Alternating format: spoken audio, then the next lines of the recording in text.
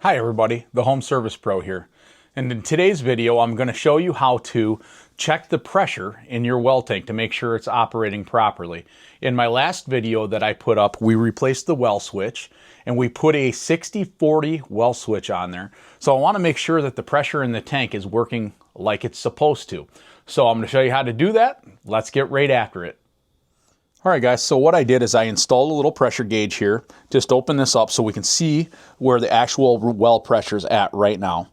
And so what we want to do is I've got the water off here, but I have the water turned on at a bathtub upstairs. We're going to go ahead and open this up and we're just going to watch this well gauge and see where it cycles, how often, how far apart it cycles, and where it's kicking on and off at. So let's go ahead and get a good view at that. I'm going to go ahead and slowly open this valve up.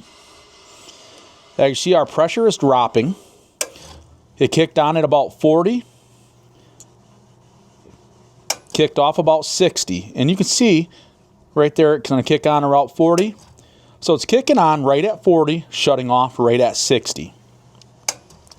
But you can see how fast that's cycling back and forth. That should not cycle that fast in between the well kicking on and turning off. So that's telling me that the water or the air pressure inside of our well tank is probably not set properly. I'm going to go ahead and shut this valve off right here. There we go. So now I'm going to go ahead and up here on the tank itself. So the rule of thumb is with these well tanks is if we're kicking on at 40 psi, we want to be about 2 pounds less than the on pressure. So we want to set the air pressure in this tank at about 38 pounds. How we do that is, the first thing we got to do is we got to shut the power off to the well, and then we got to drain the well tank down to 0 psi. So I'm going to go ahead and go over, shut that off, and I'll be right back. All right, so now I have my power off to my well switch. I'm going to go ahead and open this back up, and we're just going to simply let this water pressure drain right down to 0 psi.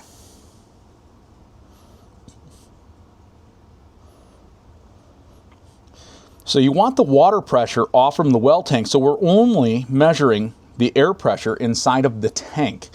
If we have water pressure in there, we're also measuring the water pressure pushing up on the bladder inside of the well tank.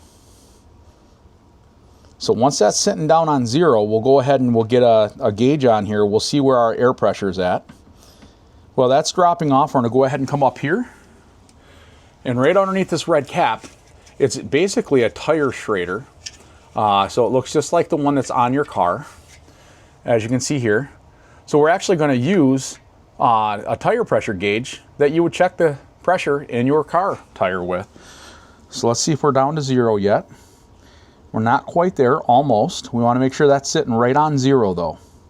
Might take a couple of minutes, so as soon as that's on 0, I'll be right back. Alright, so as you can see, our pressure is sitting down on 0 now. So now I'm going to go ahead and we're just going to use a regular air pressure gauge for doing your car tires. We're going to push this on there. And as you can see, it just barely moved at all. I mean, it's not even registering. Let me pull that out and see. Well, first, see if I can get that to focus on there. There we go. You can see where it just says pounds there, but it doesn't actually say anything. I'm going to pull that out a little bit. So our smallest amount of pressure that this gauge will read is 20 psi. So we were probably sitting maybe at 10 psi. So what we're going to do is, I have a tire inflator. Let me get that over here. So I actually have a tire inflator here, made by Milwaukee. And we're going to go ahead and use this to air our tank up. What's nice about this is I just thread this on right here. Once I get that on, I turn it on, and this actually has a gauge built right into it. So we'll actually be able to see exactly where that tank's sitting. It might be under 10 psi. I'm not sure. We'll find out here in just a second. So I got that tightened on there now. So when I power this up, so right now there's 3 psi in there. So remember, I told you that it's kicking on at 40 psi, so we want 38 psi. So I'm just going to go ahead and crank this right on up to 38 psi. Okay, then I'm going to go ahead and hit the inflate button. And that's going to sit there and run, and it's going to shut itself off once it gets to 38 psi.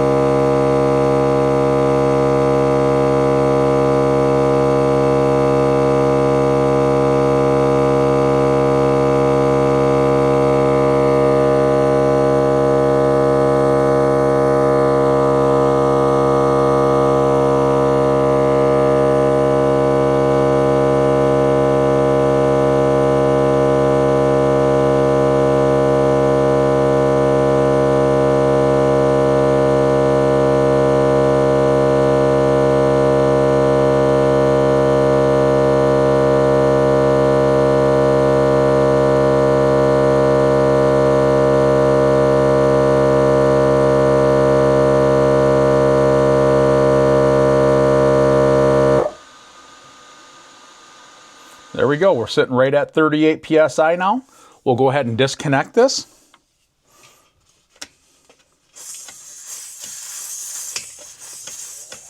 We may have lost just a little bit, but we'll recheck that with our tire pressure gauge. Let me get this right out of the way. Okay, so I got our gauge back. Go ahead and push this on. So I don't know, let's see if I can get that to focus for us. There we go. You can see 40 just about trying to creep into the bottom of that. So we're sitting right about 38 psi. So now we're going to go ahead and put this cap back on. Okay, and now we're going to come back down here. I'm going to go over. Well, first thing I'm going to do is I'm going to shut this off. Then I'm going to go over, turn the water back on at the breaker, and then we'll go ahead and run that same test where we're watching the gauge to see how long in between cycles it takes and see if we gained any extra water pressure. So I'll be right back. All right, so I went ahead and turned that back on. We pressurized. We're sitting right there just below 60 psi. I'm going to go ahead and open this valve back up, and we should see that gauge starting to drop. There we go. And I've got that same tub on up there. I never turned it off. So we're going to watch this and see how long it takes for it to kick on and off. I can already tell that we're getting much more water, quite a bit more water out of this before it has to kick on. So we're getting ready to turn on. Right there, we just kicked on. So we should see this climbing up, and it should kick off at 60 psi.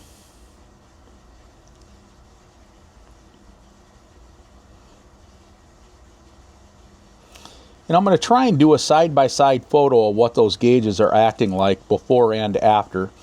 I just got to try and figure that out. So here we go. We should be kicking off at 60 psi. There we go. Shut off right at 60. And you can see that we're dropping, but not nearly as fast as what we were before.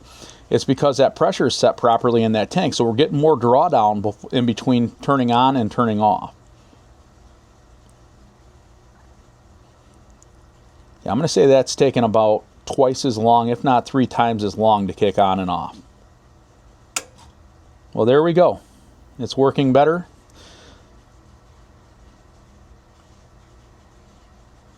Watch it one more time here. And it's climbing a lot slower too. That tells me that the tank is taking more water.